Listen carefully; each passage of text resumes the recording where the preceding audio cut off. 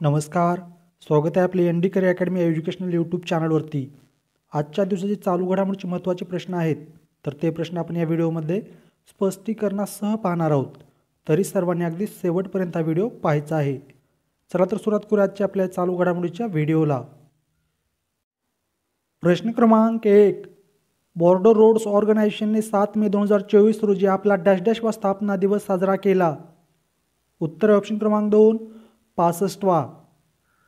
Border road organisation जे आहे तर यांनी आपला 7 मे 2024 रोजी 65वा स्थापना दिवस साजरा केलेला आहे. बॉर्डर रोड ऑर्गनायझेशन किंवा यालाच आपण BRO म्हणून देखील ओळखतो बघा.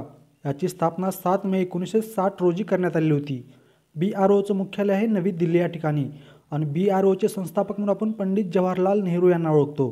हे आपल्या भारताचे पहिल्या क्रमांकाचे पंतप्रधान होते आणि आत्तापर्यंत सर्वाधिक काळ पंतप्रधान पदावरती राहणारे व्यक्ती देखील आहेत Pandit Jawaharlal Nehru.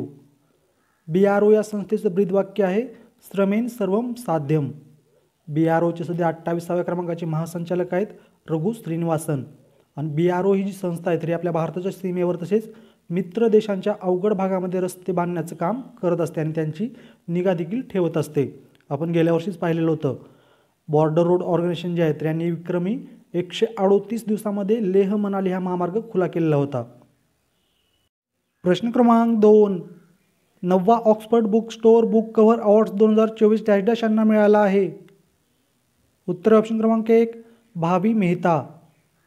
9वा Oxford book store book cover award जो आहे 2024 साठीचा तर तो आपल्या भारताच्या भावी मेहता यांना मिळालेला आहे आणि यांना हा जो अवॉर्ड्स मिळालेला आहे तर तो द बुक ब्युटिफुल या पुस्तकासाठी मिळालेला आहे.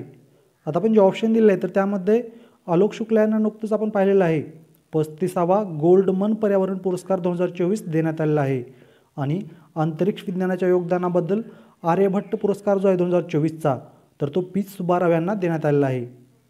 यानंतर पाहूयात प्रश्न क्रमांक 3.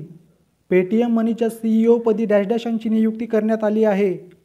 उत्तर ऑप्शन क्रमांक 2 राकेश सिंग. पेटीएम मनीच्या CEO पदी कोणाची नियुक्ती करण्यात आली आहे राकेश सिंग यांची.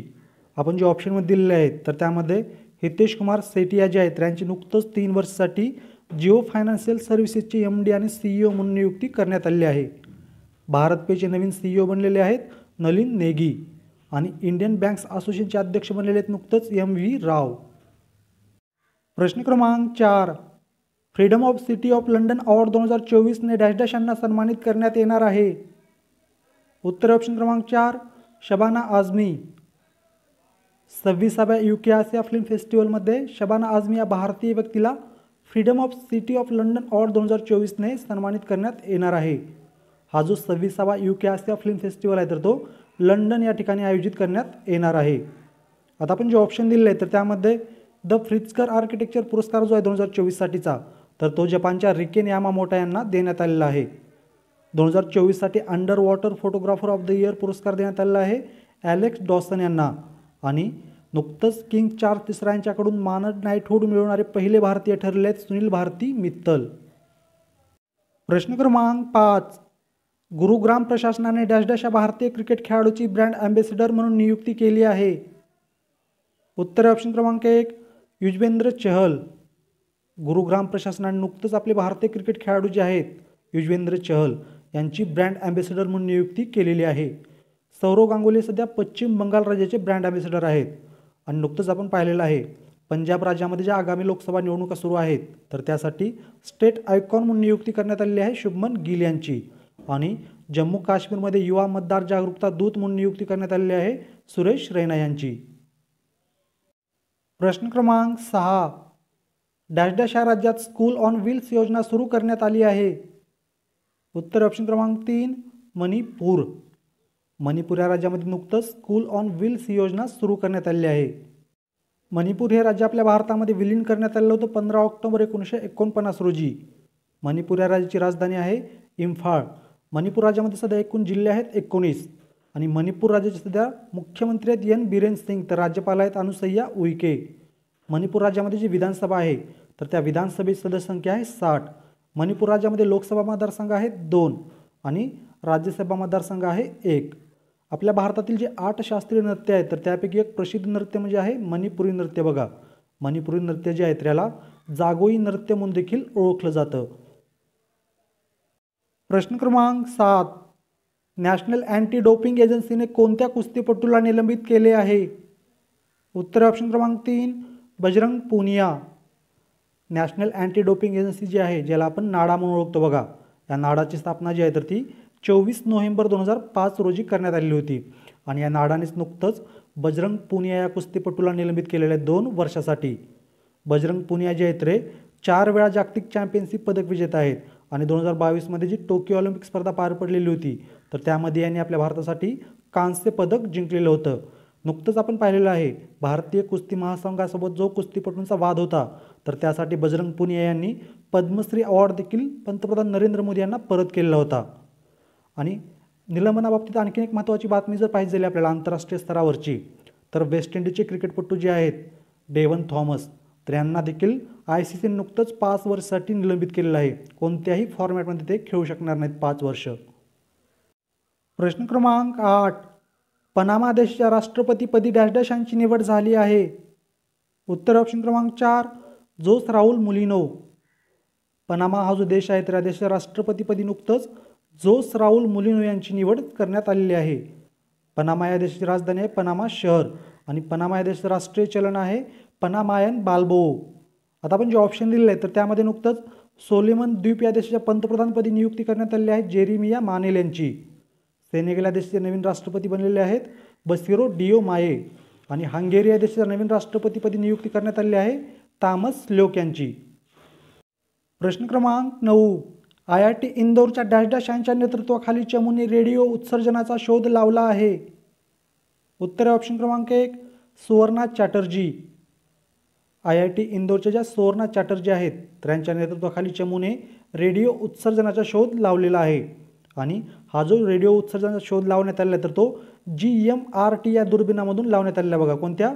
GMRT या दुर्बिणीच्या मदतीने या रेडिओ उत्सर्जनाचा शोध लावण्यात आलेला आहे. प्रश्न क्रमांक 10. Indian super league football championship स्पर्धा 2023-24चे विजेतेपद डॅश डॅश यांनी पटकाविले आहे? उत्तर ऑप्शन क्रमांक 2 मोहन बागान. Indian super league football championship स्पर्धा जी आहे 2023-24 तर याचं विजेतेपद पटकावलेलं आहे मोहन बागान यांनी. आपण जे ऑप्शन दिलेले आहेत तर त्यामध्ये M25 कुलबुर्गी टुर्नामेंट जे पार पडले होते 2023चं तर त्याचं विजेतेपद पटकावलेलं होतं रामकुमार रामनाथन यांनी आणि ATP challenger Chennai open tennis स्पर्धा जी पार पडलेली आहे तर त्याचं विजेतेपद पटकावलेलं आहे सुमित नागल यांनी. प्रश्न क्रमांक 11. जागतिक रेड क्रॉस दिन दरवर्षी डॅश डॅश रोजी साजरा केला जातो? उत्तर ऑप्शन क्रमांक 4 8 मे. हेनरी ड्युनंट यांच्या सन्मानात 8 मे हा जो दिवस आहे तर हा दिवस दरवर्षी जागतिक रेड क्रॉस दिन म्हणून साजरा केला जातो. कोणाच्या सन्मानार्थ? हेनरी ड्युनंट यांच्या सन्मानार्थ. त्यानंतर आपण जे ऑप्शन दिले आहे तर त्यामध्ये 7 मे हा जो दिवस आहे तर हा जागतिक ॲथलेटिक्स दिन आणि जागतिक अस्थमा दिन म्हणून साजरा केला जातो. तर 5 मे हा दिवस जागतिक हास्य दिन म्हणून साजरा केला जातो. प्रश्न क्रमांक 12. भारतीय वंशाच्या अंतराळवीर सुनीता विल्यम्स नासाच्या स्टार लाइनर मोहिमेअंतर्गत डॅश डॅश पर्यंत अंतराळात जाणार आहेत? उत्तर ऑप्शन क्रमांक 3 तिसऱ्यांदा. आपल्या भारतीय वंशाच्या अंतराळवीर जे आहेत सुनीता विल्यम्स तर या नासाच्या स्टार लाइनर या मोहिमेअंतर्गत अंतराळामध्ये तिसऱ्यांदा जाणार आहेत बघा. या अगोदर 2006 साली त्या पहिल्यांदा अंतराळामध्ये गेलेल्या होत्या, त्यानंतर 2012 साली गेलेल्या होत्या आणि आता 2024 साली ती परत एकदा अंतराळामध्ये जाणार आहेत. कोणत्या मोहिमेअंतर्गत? नासाच्या स्टार लाइनर या मोहिमेअंतर्गत. नासा म्हणजेच अमेरिकेची अंतराळ संशोधन संस्था ही नासा. नासाचा फुल फॉर्म होतो national aeronautics and space administration. या नासाची स्थापना जी आहे तर ती 19 जुलै 1958 रोजी करण्यात आलेली आहे. नासाचं मुख्यालय आहे वॉशिंग्टन DC या ठिकाणी आणि नासाचे प्रमुख आहेत सध्या बिल नेल्सन. आणि यानंतर पाहूयात तुमच्यासाठीचा आजचा प्रश्न. सर्वोच्च न्यायालयाने IPCच्या डॅश डॅश या कलमामध्ये दुरुस्ती करण्याची शिफारस केंद्र सरकारला केली आहे? या प्रश्नाचं उत्तर सर्वांनी कमेंटमध्ये सांगायचं आहे. प्रश्न लक्षात आला? आपल्या सर्वोच्च न्यायालयाने नुकतंच केंद्र सरकारकडे एक शिफारस केलेली आहे IPCच्या कलमामध्ये दुरुस्ती करण्याची. तर ते IPCचं कलम कोणतं आहे तुम्ही मला प्रत्येकाने कमेंटमध्ये सांगायचं आहे. अशा प्रकारे विद्यार्थी मित्रांनो आगामी काळामध्ये आपल्या महाराष्ट्र राज्यामध्ये ज्या काही विविध स्पर्धा परीक्षा पार पडणार आहेत तर त्या सर्व स्पर्धा परीक्षे दृष्टिकोनातून महत्त्वाचे असलेले चालू घडामोडीचे प्रश्न आपण या चालू घडामोडीच्या सिरीजमध्ये रोज सकाळी स्पष्टीकरणासह पाहत आहोत. तुम्ही जर आणखीन आपले यूट्यूब चॅनल सबस्क्राईब केलं नसेल किंवा चुकून सबस्क्राईब करायचं राहिलं असेल तर आपल्या यूट्यूब चॅनलला सबस्क्राईब करून बेल आयकॉनचं बटन क्लिक करायला विसरू नका. याचबरोबर तुम्हाला जर मी दिलेली माहिती आवडत असेल, समजत असेल तर आपल्या व्हिडिओला, आपल्या चॅनलला लाईक, कमेंट आणि तुमच्या मित्रमैत्रिणीपर्यंत शेअर करायलाही विसरू नका. त्याचबरोबर तुम्हाला जर चालू घडामोडीच्या महत्त्वाच्या PDF नोट्स हव्या असतील तर तुम्ही आपला टेलिग्राम ग्रुप देखील जॉईन करू शकता. या टेलिग्राम ग्रुपची लिंक मी तुम्हाला या व्हिडिओच्या डिस्क्रिप्शनमध्ये दिलेली आहे. धन्यवाद.